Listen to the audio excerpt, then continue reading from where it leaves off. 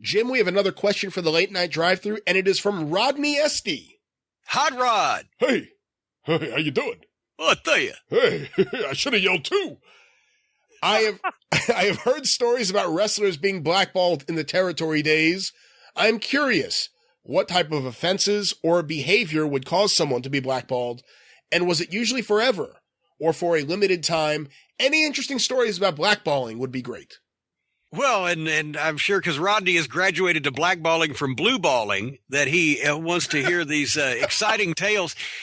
Actually, you would only get blackballed in the wrestling business in other words, if you committed a crime, an actual crime. If like when Matt Bourne had to take off from Atlanta, when he and Arn were fixing to get the push as a tag team because of the statutory rape, underage, whatever the fuck it was, and so then only put the Road Warriors together. But he wasn't blackballed in wrestling. You just had to leave the territory if you committed a crime or were getting sued.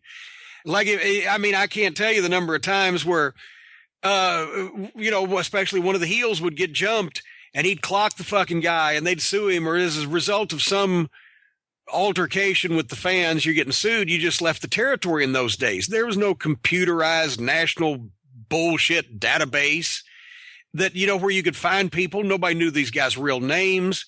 Promoters would claim they paid them in cash. So that, it was very hard to track people down. So if they left territories or if they were sued legally or committed crimes outside of wrestling, they just leave the fucking territory. And if the heat was off, if they drew money, they would be back in a second.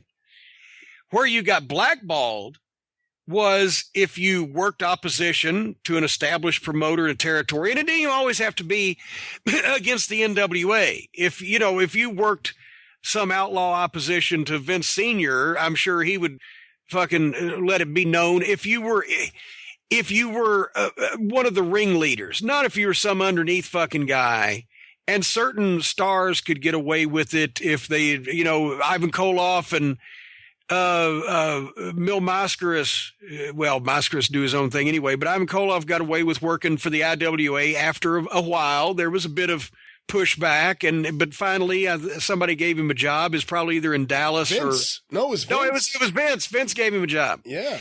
And then he was able to go back to Crockett, and et cetera, et cetera. But generally you got blackballed if you were one of the ringleaders of an opposition, if you exposed the business somewhere in the press, either because you were mad about your push or in the process of starting your own opposition promotion.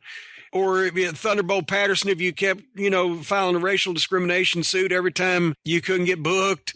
Or Big Jim Wilson, when you tried to fucking claim if Barnett was gay and you wouldn't blow him or whatever, and that's why you couldn't be the NWA champion.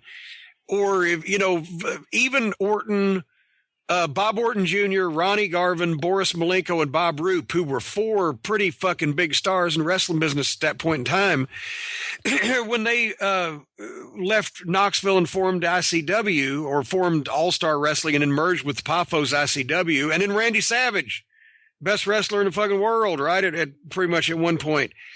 The Paphos, because they were actively running their own company, were on the blackball list probably for about 5 years. And Orton, Roop, Garvin, and Malenko had to finally leave and go way away from the scene of the war. Like, I think Roop and Orton maybe got booked in Mid-South down in Louisiana. And Malenko, I think, ended up going home and retiring at that point and then doing his own thing in Florida. And Garvin, was finally, Ole had a soft spot for him down in Atlanta. So he was able to get a job because, and when you've basically mea culpa'd and said, okay, I went opposition, but it was a personal thing and I didn't mean, and I'm sorry and I won't do it anymore. Then they'd give you a chance, but they'd test you. So it just depended. But there wasn't as much blackballing as people think go on, except for really egregious. This motherfucker stood me up for a lot of money. It wouldn't drop my fucking belt, or filed suit against me, or fucking exposed the business in the newspapers. That kind of shit is where, for varying degrees of time, and most of the time, you wouldn't get booked. I mean, in the 50s, they could say that Bert Azarati was blackballed by the major promoters in Europe because he wouldn't do business with people, and nobody they didn't think could beat him in a shoot. So he cost himself a lot of money. Thez put that in his book that he'd loved it, had a showdown with him, but the guy wouldn't do business. If somebody like that, Brody, in effect, could have been termed as being blackballed from a couple of territories, but he could still always find a place to work because he drew money. Yeah, I mean, there's a few interesting things there. First of all, Watts was not an NWA member. He was an independent. So he brought in Roop, he brought in Orton. He was actually the first guy to bring in Lanny Poffo after ICW started shutting down, and he was going to bring in Randy Savage before the deal was made with Memphis. So he was not scared about using anyone he wanted if he thought they could do business. Malenko, remember, he had the blow up with Eddie Graham, which I think was the bigger thing that cost Malenko any other chances of him or his kids for many years getting in anywhere with the NWA, was the falling out with Eddie Graham. Roddy Piper has claimed to be blackballed at different times, and he was certainly fired from Georgia, and it affected him in Mid-Atlantic, I think, because Ole was booking there too. Yeah, but Roddy never had, he had a problem keeping a job sometimes, but he never had a problem getting a job. He could have gone back to Portland at any time and gotten a job, so he wasn't completely blackballed. Bruno has an interesting case, because remember, Vince Sr., and it's part of the reason Vince Sr. and Bruno never really had a close relationship, despite the fact that Bruno was the business there.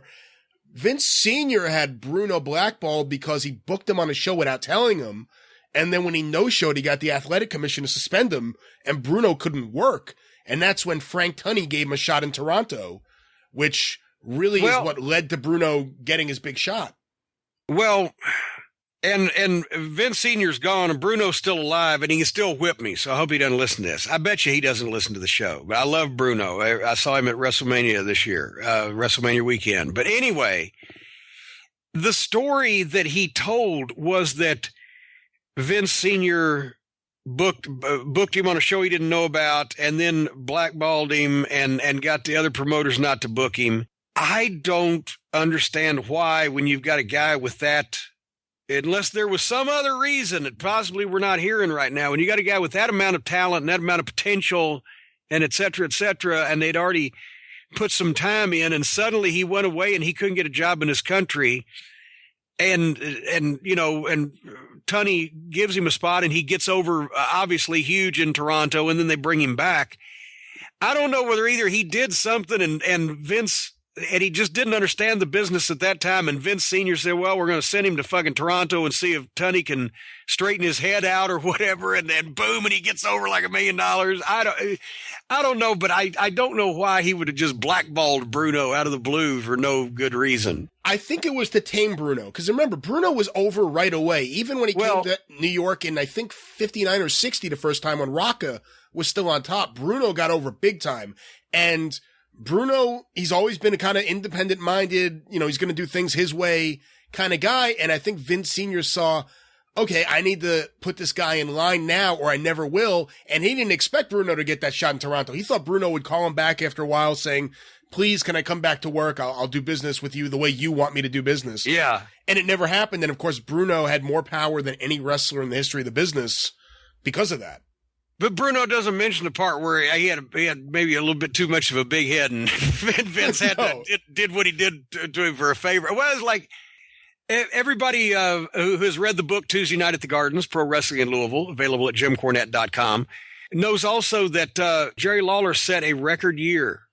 Jerry Jarrett handcrafted for Lawler, who he saw as a tremendous talent, and Lawler was on top practically 18 months into his career and was never not a main event guy from that point on. He was a prodigy, right?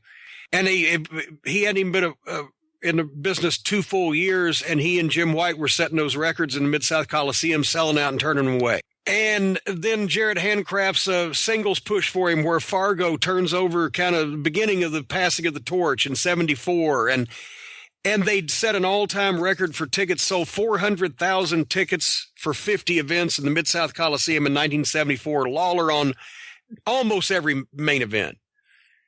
But then at that point, that's when Ron Fuller had bought the Knoxville territory and was starting Southeastern Wrestling because it was on the other end of the state, and Ron was Roy Welch's grandson. And it was in the family, so to speak. Jarrett was sending talent over to help establish Ron Fuller's territory till he got his own crew and people lived there, whatever. And you see it on the newspaper ads. Jarrett was going over, and a lot of the top guys were going over, and Jackie Fargo was going over. And then you see Lawler appeared a couple times in December and then never again. And I've gone back because the story was always that Jerry Jarrett got a phone call from Lawler who said, hey, don't book me in Knoxville next week because I ain't going to go. That's 500 miles on the other end of the state. And at that time, guys weren't making any money. He said, I'm not going to go. And Jarrett knew he had to do something because Lawler was his big star he just done all this business with, and he was telling him where he was going to go and where he wasn't going to go. So Jarrett pretty much finished him up over the next couple of weeks, beat him in every town. Beat him in Knoxville or in Memphis, replaced him with Ron Fuller as the Southern Heavyweight Champion, and sent Lawler's ass to Florida. And he got Florida and Atlanta for about 7 or 8 months and finally came back in the fall and then never meaningfully left again. But that was another, Jarrett has said, unfortunately, I had to nip that in the bud, even if it cost me my top star. What about guys like David Schultz and Eddie Mansfield? Oh, and Mansfield, and that's what upset me. Mansfield was blackballed for proper reasons, not for being, on the wrong side of a promotional war, opposition type of thing, but for exposing the business and on that level of a scale. And it made me mad when he started running his own thing down there in Orlando years later. The guys actually went and worked for him. He never worked for anybody else again and shouldn't have, but I can't believe that anybody goddamn actually did him the fucking credit and service of working for him after doing something like that and claiming he was doing it for the boys. Yeah, I'm doing it for the boys. No, he was doing it for his own greedy ass who thought he should have been Ric Flair, and he was the third match in fucking Georgia Championship Wrestling. Continental Lover turned out to be the fucking half-ass Austin Idol ripoff.